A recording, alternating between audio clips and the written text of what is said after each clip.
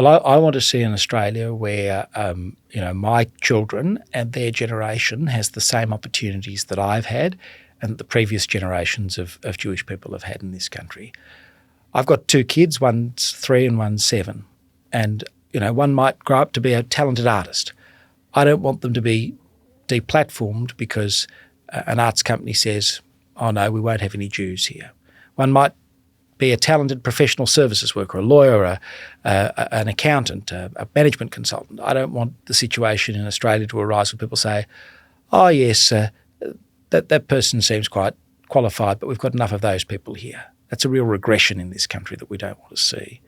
And I want to see this as a place where Jewish people can walk down the street wearing their kippot, their skull caps, or wearing Magen Davids and feel safe about it. I want to see a place where Jewish university students, and the universities are so important in all of this, where they can go and get an education free of harassment and intimidation, where a young Jewish girl in a university college can have a Shabbat dinner and not have Palestinian flags shoved under her door the next morning, where a university professor can give testimony at a Senate committee and not have his office invaded because he's Jewish, where a visiting academic won't have their office urinated upon because they are Israeli. All those things have happened in this country in the last 18 months. I want to stop all of that.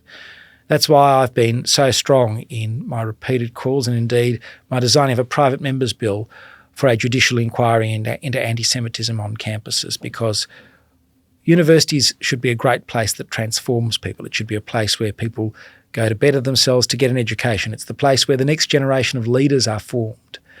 But if we are creating a university environment like that one, then we are sending all the wrong signals to the next generation of Australian leaders about what it's okay and what it's acceptable to do to your fellow Australians.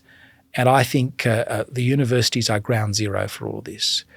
As the Shadow Arts Minister, the arts and cultural space is another place where I think we've got to do so much better. We've got to go back to an idea that the arts is about excellence, and it's about people expressing themselves and having the freedom to express themselves and not to be deplatformed or cancelled because of their religion. That's Australia today. So there's a lot of work to do to push back on these things.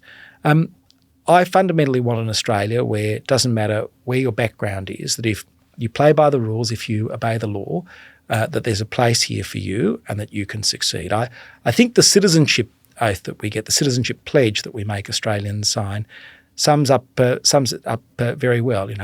I pledge my loyalty to Australia and its people, Australia first, whose democratic beliefs I share. So share our democracy, support it, understand it, build it up.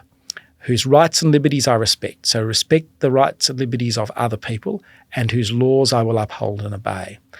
And one of the worst things I think we've seen in the last couple of years, John, is that there are groups of Australians who just don't think the law applies to them, and they've got away with bad behaviour because people in authority, from police officers to politicians to university vice-chancellors to arts administrators to the Human Rights Commission, have failed to exercise the leadership that they are charged with doing.